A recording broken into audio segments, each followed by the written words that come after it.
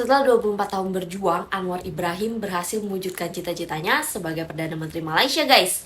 Anwar dilantik sebagai Perdana Menteri Kamis 24 November lalu, setelah ditunjuk sama Raja Malaysia buat mengakhiri kebuntuan politik setelah pemilu. Anwar pertama kali mulai terjun ke dunia politik sebagai pimpinan mahasiswa yang mendirikan Gerakan Pemuda Islam Malaysia atau ABIM. Karirnya mulai naik pas di 1982 Anwar bergabung sama Organisasi Nasional Melayu Bersatu atau UMNO, bahkan beberapa kali menjabat jadi menteri. Di tahun 1993 Anwar juga diangkat jadi Wakil Perdana Menteri Malaysia dan diprediksi bakal gantiin Mahathir. Tapi ternyata September 1998 Anwar dipecat karena dianggap terlalu berambisi buat jadi Perdana Menteri. Setelah dipecat, terjadi gerakan awal reformasi. Anwar memimpin protes publik soal Mahathir, tapi nggak berlangsung lama karena dia dituduh melakukan sodomi dan korupsi. Tuduhan ini bahkan dikecam dunia karena dianggap ada motif politik.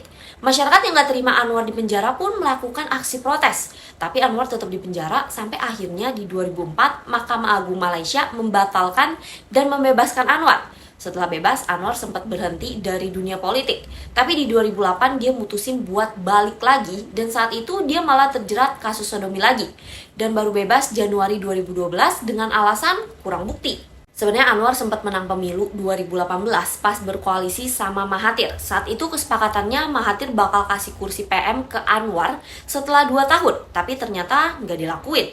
Terus di Februari 2020 Mahathir tiba-tiba mengundurkan diri dan bikin Malaysia kacau secara politik. Muhyiddin pun diangkat sebagai Perdana Menteri baru.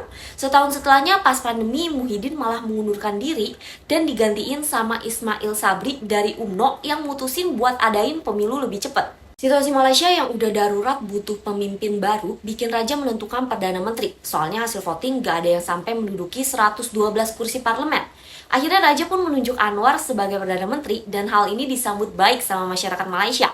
Bahkan masyarakat Indonesia juga ikut menyambut baik pelantikan ini loh. Presiden Jokowi juga mengucapkan selamat ke Perdana Menteri Anwar. Tapi sebenarnya kenapa warga Indonesia menghormati PN Anwar ya? PN Anwar dihormati warga Indonesia karena banyak yang mendukung perjuangannya menyerukan reformasi di Malaysia. Apalagi pas reformasi PM Anwar merombak pemerintahan Partai UMNO yang udah rapuh karena korupsi dan nepotisme, tapi malah dijegal kasus korupsi dan sodomi sampai akhirnya harus dipenjara berkali-kali. Makanya banyak yang kagum sama perjuangan PM Anwar. Kalian termasuk yang menghormati PM Anwar juga nggak nih? Coba komen ya.